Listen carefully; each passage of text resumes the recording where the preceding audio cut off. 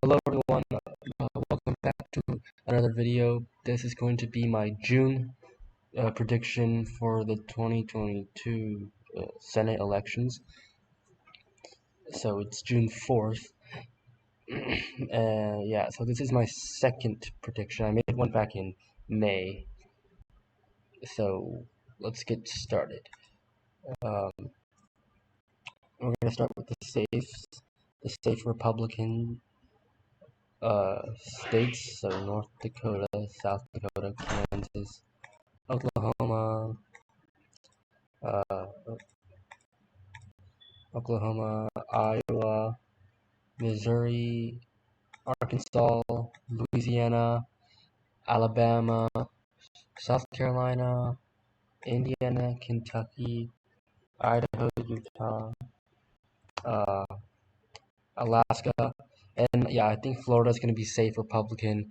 This state has become ground zero for MAGA, Trump's MAGA base, and it's obviously it's shifted very conservative. You have Cubans moving to that state. You have and you know that you have a lot of old whites also moving to that state. So the demographics are favoring the Republicans,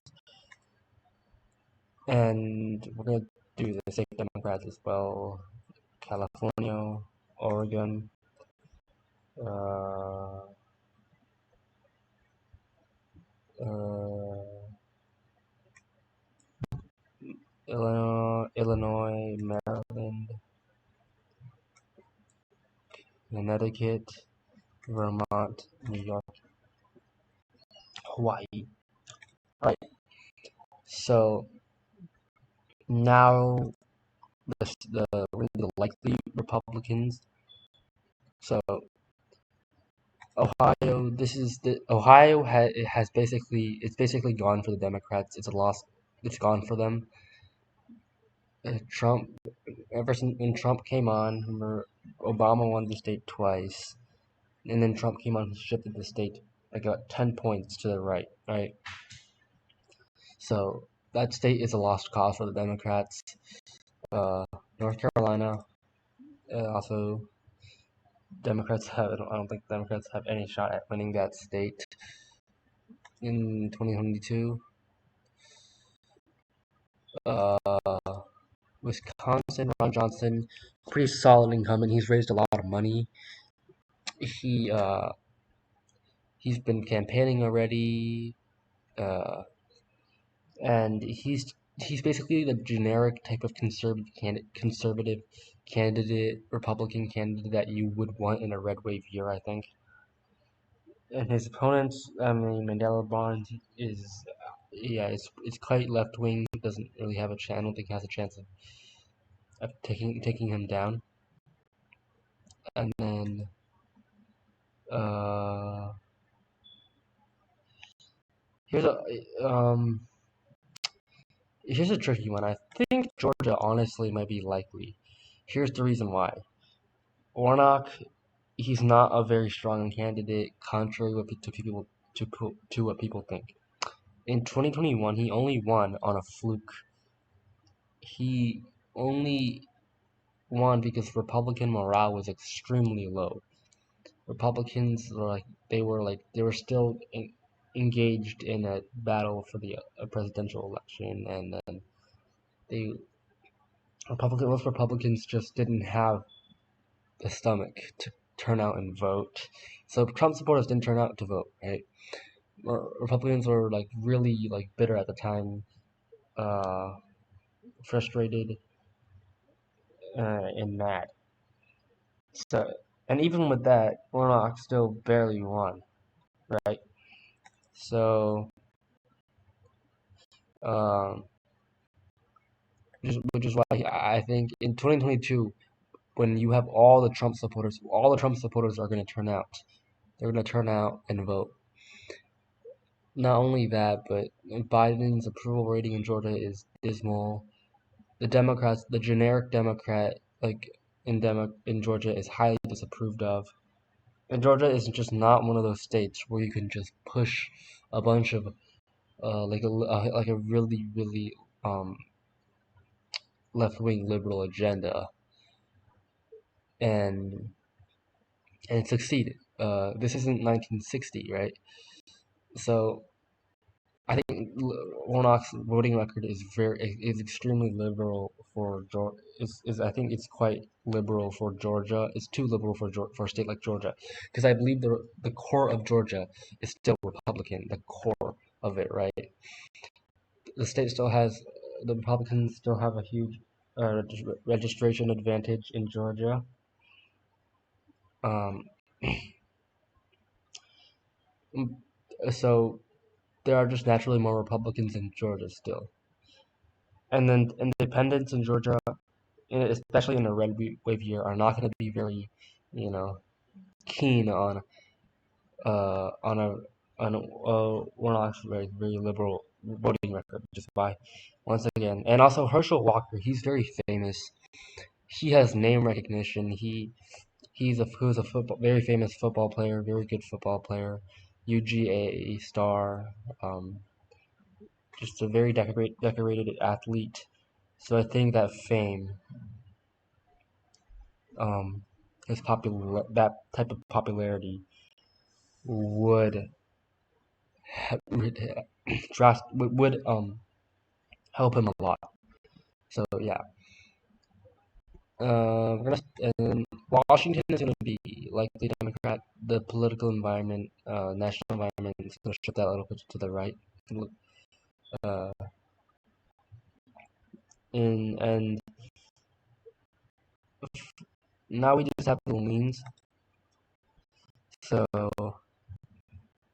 Arizona, I think McCullough's gonna go down. He's been trying to distance himself from Biden. He's trying to like tell Biden not to lift Title 42, but yeah, I don't think it's that type of moderation is gonna help. Uh, I think the running candidate on the Republican side, Blake Masters, he's quite young. He does have some sort of like populist appeal, conservative appeal, which would resonate well with voters in a red wave year. Because Arizona does get hit by waves a lot. The governor's side is kind of immune to waves, but the Senate elections are usually they usually they're vulnerable to waves. And Arizona's that state, like, Doug Ducey won by 14 points in 2018, and obviously very close in 2016 and 2020. So yeah, and Arizona obviously still has those like moderate conservative McCain roots. Uh, and now okay, we have Pennsylvania is gonna go. I think he's gonna go lean. Fetterman is. I don't think he's gonna win. I don't think he has any sort of chance of. I don't think he has like any opportunity to win because he's a very left wing candidate. He has publicly supported Bernie Sanders.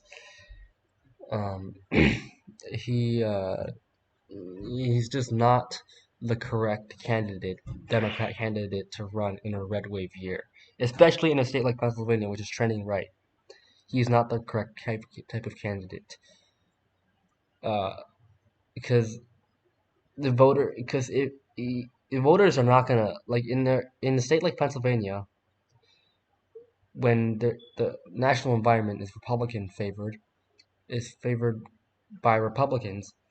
You, the last guy you want to run as a Democrat is someone who supports Medicare for all, Green New Deal, Build Back Better, and the a lot of government programs and all that benefit stuff, like really big government policies, government takeover, and heavy spending. Uh, that's the last type of guy you want to run, and especially when Biden's very approved of in Pennsylvania. You you don't. Fetterman is to the left of Biden, and so that's why, like, Oz, Oz is gonna be the nominee, which is why Oz, I think is not. I don't think he's gonna have that much of a problem defeating Fetterman, uh, because Oz might be kind of questionable, but he would have, I think, the momentum behind him to win, especially against Fetterman, because the narrative that Fetterman is a populist candidate, that I think is kind of, that is a big, that is a just big, that is fiction. That is like completely false, because he um he doesn't, like, there's none of his policies is going to appeal to voters, right? Yeah, to moderate voters, to conservative voters. His policies are just, he would be the most left-wing senator. Like, he would basically be another Bernie Sanders if he's elected to the Senate. Um, if you look at the policies he supports, and and and when voters are struggling to make are struggling to, like, pay for gas and groceries, and there's high inflation, they're not, like, they want a conservative candidate. They want Republicans to take over. I think, because that's why the Republicans are leading on the generic ballot. Uh, they want to stop the Democrats, like, heavy spending policies. Um, and most voters, I think, polls show that most voters think Democrats they're mismanaging the economy. So, which is why they would obviously turn to Republicans for the solution. So Fetterman's not gonna appeal to these voters. Definitely not. And especially not Trump voters. I don't know why people think Trump voters are gonna vote for him. That's really dumb. Um, there's no way Trump voters are gonna vote for him. Especially, like his policies are, like, literally the opposite of Trump's policies. Uh, Trump's literally gonna campaign against him, saying he's a radical lunatic. Is probably what Trump's gonna do. So yeah. And now Nevada and Colorado. Uh, Colorado's gonna be, I think, lean Democrat, and that state has shifted to the left. So I think it would be immune to the wave. Uh, and then Nevada, I think, is gonna be tilt. Uh, Adam has done some campaigning. He has really pinned down Catherine Cortez Masto for not distancing herself from Biden, and Schumer and Pelosi and Democrat leadership. So I think that's going to get tilt. Uh, and then, the Reid machine is gone. The Harry Reid machine in that state is, I think, it's gone. And then for New Hampshire, this is almost like a pure toss-up, but I think as of right now, the primary there's still some time to go.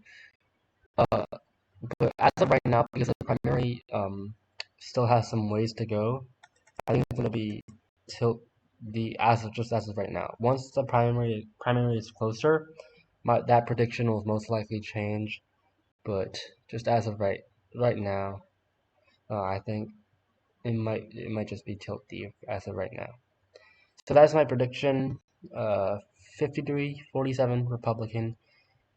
So that means the Republicans would take back the Senate after being just 2 years in the minority.